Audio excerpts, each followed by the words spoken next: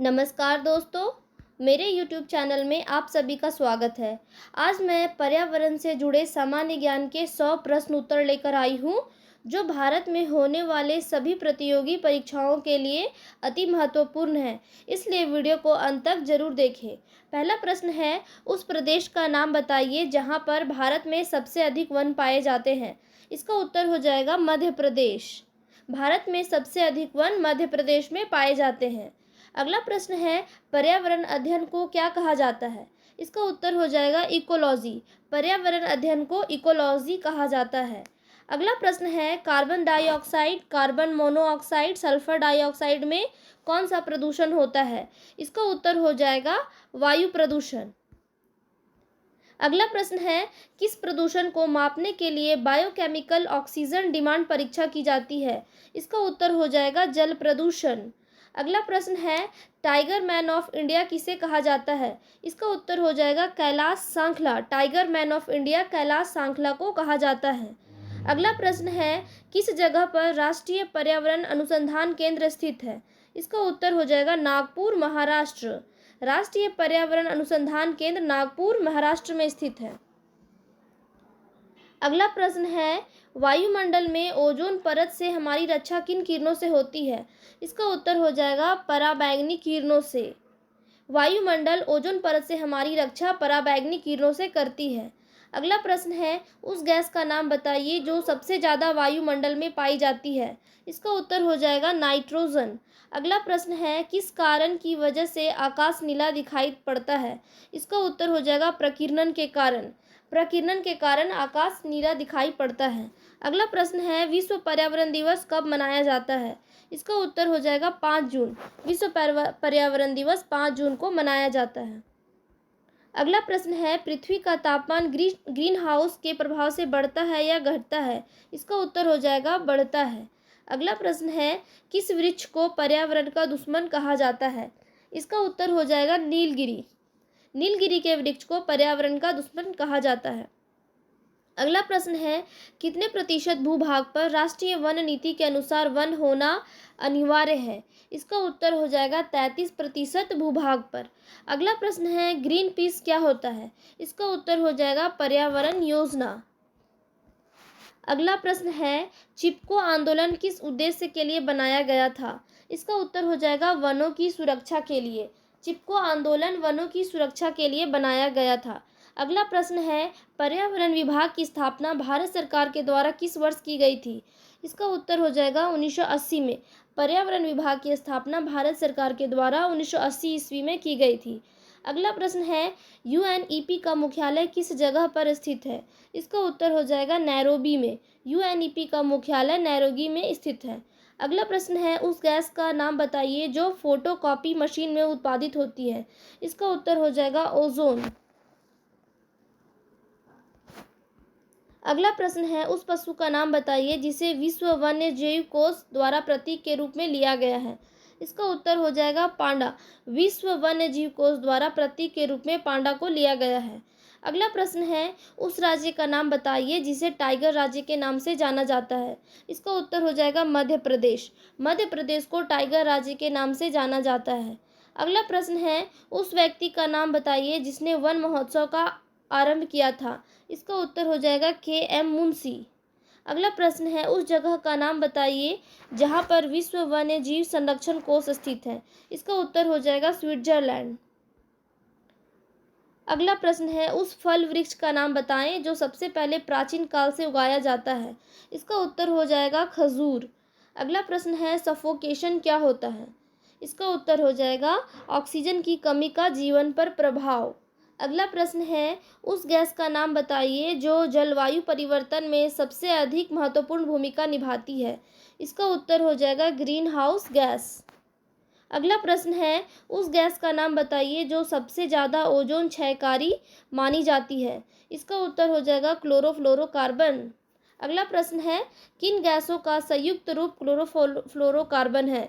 इसका उत्तर हो जाएगा एक कार्बनिक यौगिक है जो केवल कार्बन, क्लोरीन, हाइड्रोजन और फ्लोरीन परमाणुओं से बनता है।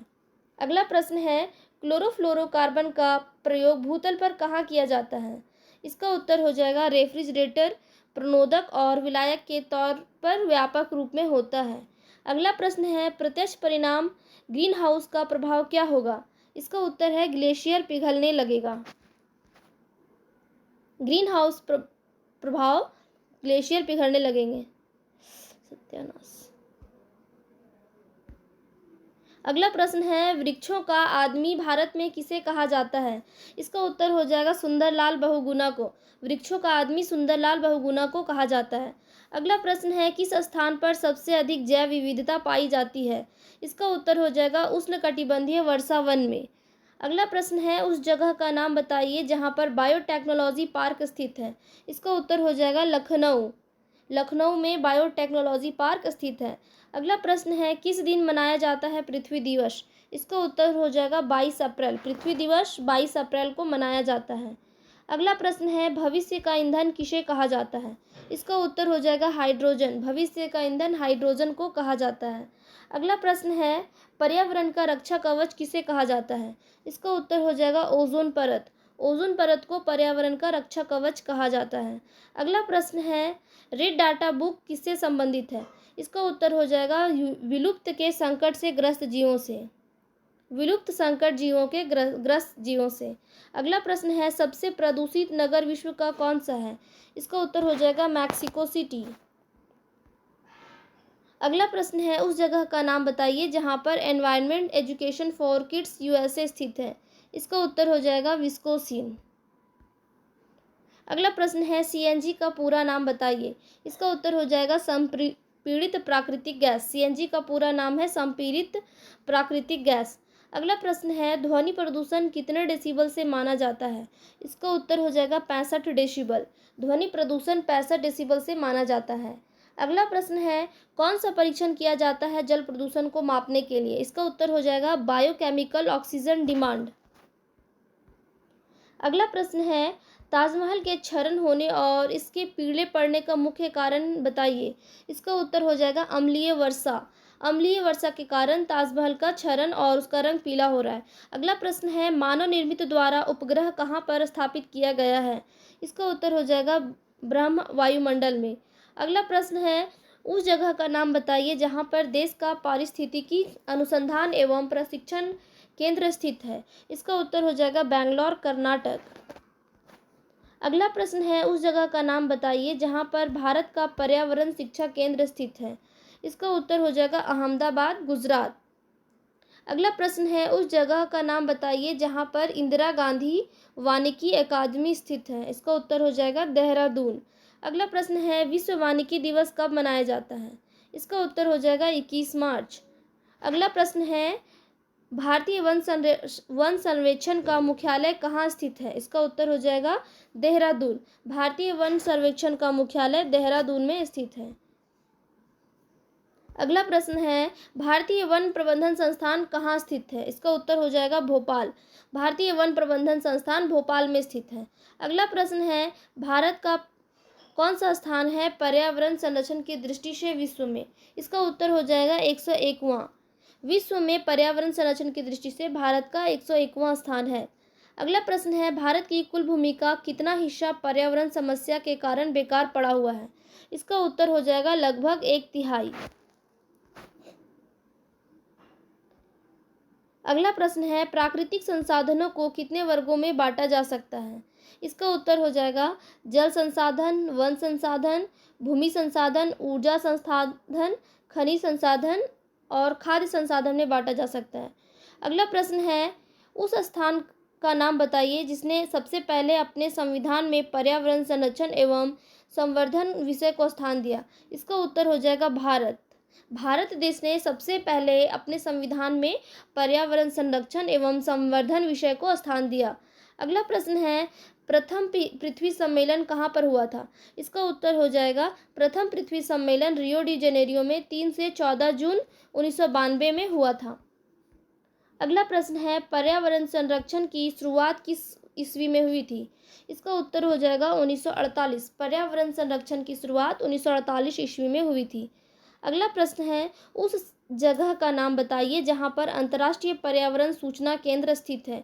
इसका उत्तर हो जाएगा न्यूयॉर्क में। अगला प्रश्न है, पर्यावरण का रक्षा कवच किसे कहा जाता है? इसका उत्तर हो जाएगा ओजोन परत। अगला प्रश्न है, प्राकृतिक संसाधन किसे कहते हैं?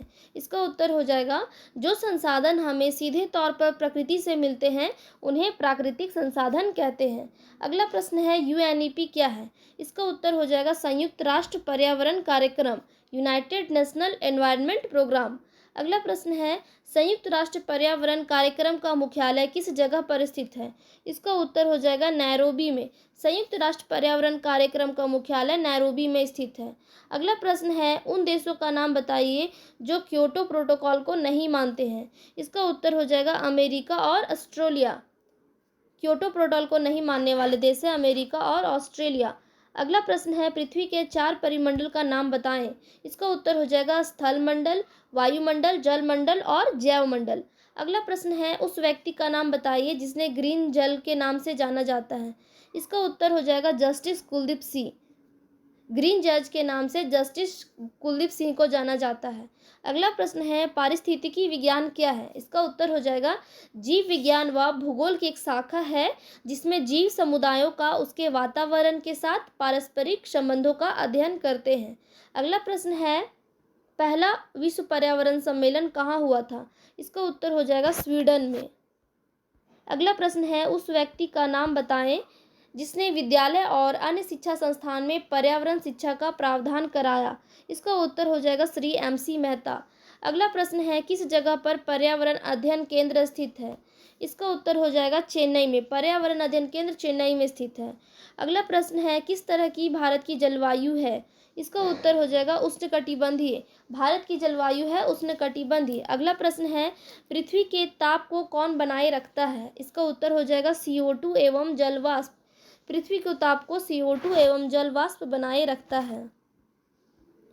अगला प्रश्न है, उस जगह का नाम बताइए जहां पर केंद्रीय पर्यावरण अभियंत्रण संस्थान स्थित है।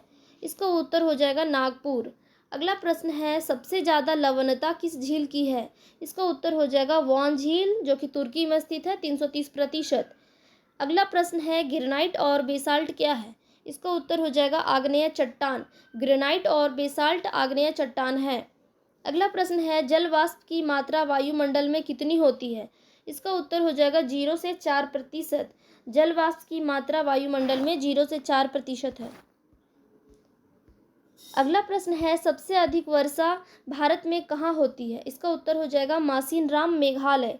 अगला प्रश्न है, स्लेट और संगमरमर क्या है? इसका उत्तर हो जाएगा रूपांतरित चट्टान। स्लेट और संगमरमर है रूपांतरित चट्टान। अगला प्रश्न है, जल का कितना भाग स्वच्छ है? इसका उत्तर हो जाएगा 2.5%।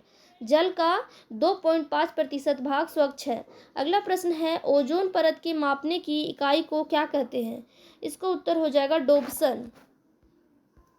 अगला प्रश्न है, पृथ्वी के चारों तरफ गैसीय आवरण को क्या कहा जाता है? इसका उत्तर हो जाएगा वायुमंडल। पृथ्वी के चारों तरफ गैसीय आवरण को वायुमंडल कहा जाता है।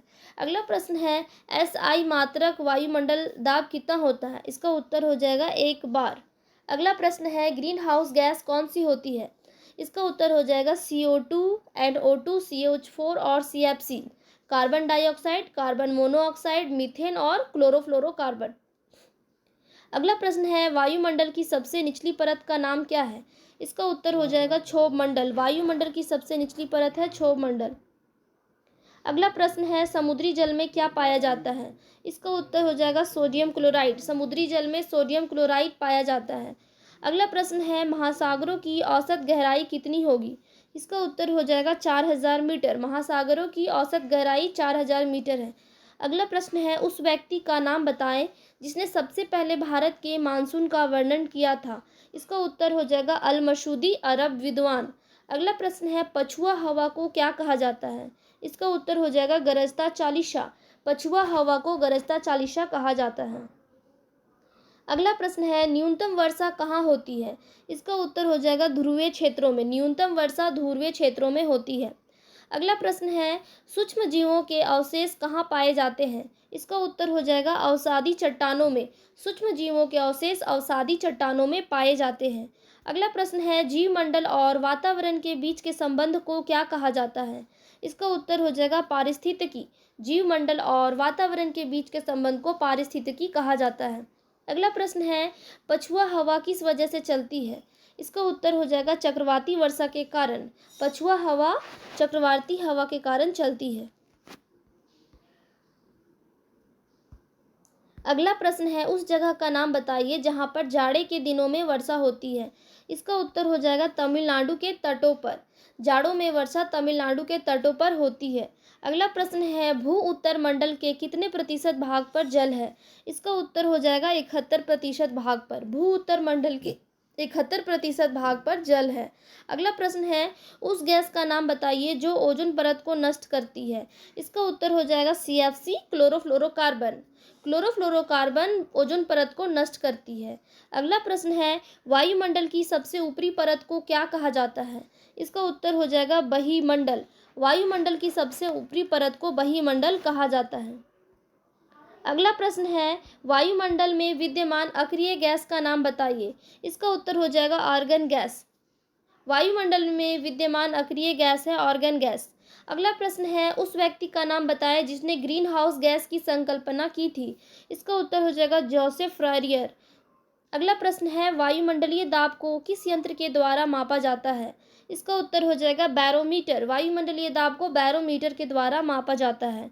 अगला प्रश्न है, उस राज्य का नाम बताइए जहां पर सबसे पहले मानसून आता है। इसका उत्तर हो जाएगा केरल। केरल में सबसे पहले मानसून आता है। अगला प्रश्न है, जीवमंडल पर ऊर्जा का मूल स्रोत क्या है? इसका उत्तर हो जाएगा सूर्य। जीवमंडल पर ऊर्जा का मूल स्रोत है सूर्य। अगला प्रश्न है, पर्यावरण किसे कहते हैं? इसका उत्तर हो जाएगा पर्यावरण की उत्पत्ति संस्कृत भाषा से हुई है जो दो शब्दों से मिलकर बना, परि प्लस आवरण। पर्यावरण की उत्पत्ति संस्कृत भाषा से हुई है जो शब्द दो शब्दों से मिलकर बना, पर्यावरण शब्द परि प्लस आवरण, जिसमें परि का अर्थ होता है चारों ओर से घेरे हुए, और जिसमें परि का अर्थ होता है चारों ओर से घेरे हुए, और पर्यावरण का अर्थ होता है, आवरण का अर्थ होता है आसपास का वातावरण। इसलिए पर्यावरण को अंग्रेजी में इन्वायरमेंट कहा जाता है। अगला प्रश्न है, फेरल का नियम किससे संबंधित है? इसका उत्तर हो जाएगा पवनों की दिशा से। फेरल का नियम संबंधित है पवनों की दिशा से।